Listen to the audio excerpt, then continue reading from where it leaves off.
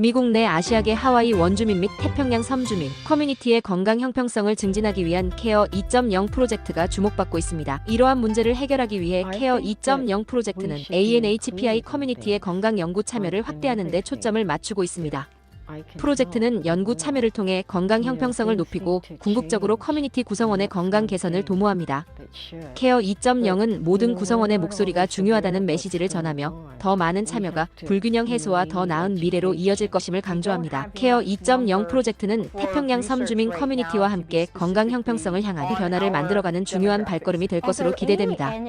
더 자세한 정보와 참여 방법이 궁금하신 분들은 화면에 보이는 QR코드를 스캔하시거나 프로젝트 공식 홈페이지를 방문하시면 자세한 내용을 확인하실 수 있습니다. 케어 2.0 프로젝트는 여러분의 관심과 참여로 더 큰 변화를 만들어갈 것입니다.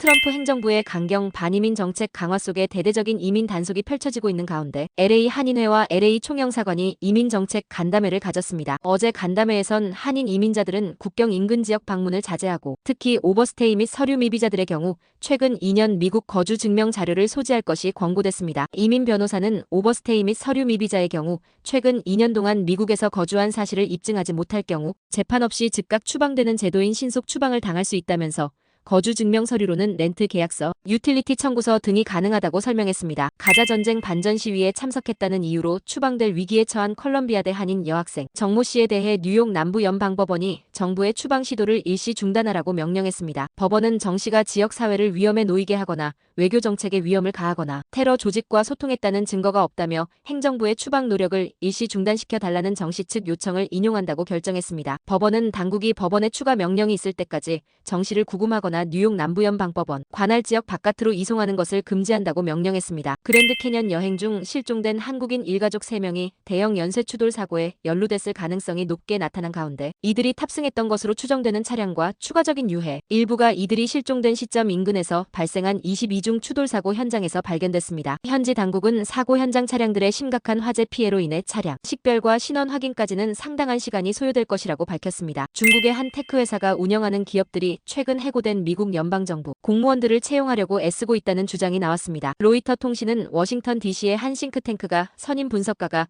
과거 중국 정보작전에서 흔히 사용된 기법이라며 최근 대량 해고된 연방정부 공무원들의 재정적 취약성을 악용하려 했기에 중요하다고 말했다고 보도했습니다. 이에 대해 워싱턴 DC 주재 중국 대사관 대변인은 중국은 캠페인에 연루된 것으로 추정되는 단체에 대해 알지 못한다. 중국은 개인정보의 보안을 존중한다고 밝혔습니다. 이와 관련 연방수사국 대변인은 중국 정보 요원들이 싱크탱크와 학술기관, 채용회사 직원으로 자신을 위장해 전 현직 공무원을 표적으로 삼을 수 있다고 경고했습니다. 러시아와 우크라이나가 미국 중재로 에너지, 인프라 분야를 비롯해 흑해에서의 무력 사용을 중단하는 데 합의했습니다. 하지만 정확한 휴전 조건과 시점 등을 놓고 이견이 노출되는 등 갈등의 불씨가 남았다는 분석입니다. 러시아와 우크라이나는 실무 회담을 거친 끝에 보도자료를 내고 미국과 러시아가 흑해에서 안전한 항해를 보장하고 무력 사용을 배제하며 군사 목적으로 상업용 선박을 사용하지 않기로 합의했다고 밝혔습니다. 그러나 흑해와 에너지 인프라 분야 휴전의 구체적 합의 사항은 여전히 불분명한 상태로 남았습니다. 결국 이번에 합의한 부분 휴전이 언제 어떻게 실행될지는 여전히 불분명하다는 평가도 나오고 있습니다. 한국뉴스입니다. 민주당 이재명 대표가 공직선거법 위반 항소심에서 무죄를 선고받았습니다. 이재명 민주당 대표의 공직선거법상 허위사실 공표 혐의 항소심 선고 공판에서 재판부는 징역 1년에 집행유예 2년을 선고한 1심 판결을 깨고 이 대표에게 무죄를 선고했습니다. 1심 재판부가 유죄로 본 두 가지 쟁점에 대해 모두 원심 판단을 뒤집은 겁니다. 재판을 마치고 나온 이 대표는 정의에 기반해 판결해준 재판부에 감사하다면서도 검찰에는 날을 세웠습니다. 검찰은 항소심 재판부가 일반 선거인들의 생각과 너무나 괴리된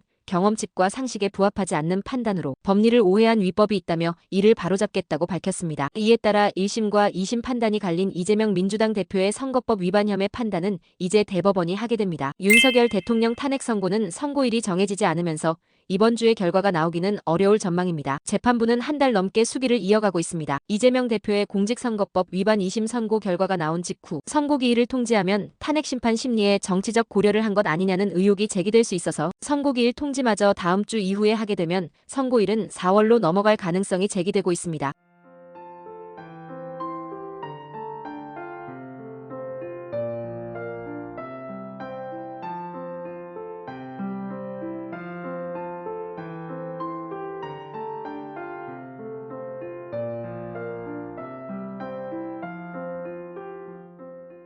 끝으로 날씨입니다. 남부 캘리포니아 오늘 기온 크게 떨어지겠습니다. LA와 오렌지 카운티 지역 낮 최고 기온 71도, 밤 최저 기온 57도 예상됩니다. 밸리와 인랜드 엠파이어 지역 낮 최고 73도, 밤 최저 52도 전망됩니다. 해안가 지역 낮 최고 63도, 밤 최저 49도, 산간 지역은 낮 최고 64도, 밤 최저 36도, 사막 지역은 낮 최고 78도, 밤 최저 48도 예상됩니다. 오늘의 뉴스 읽어드렸습니다.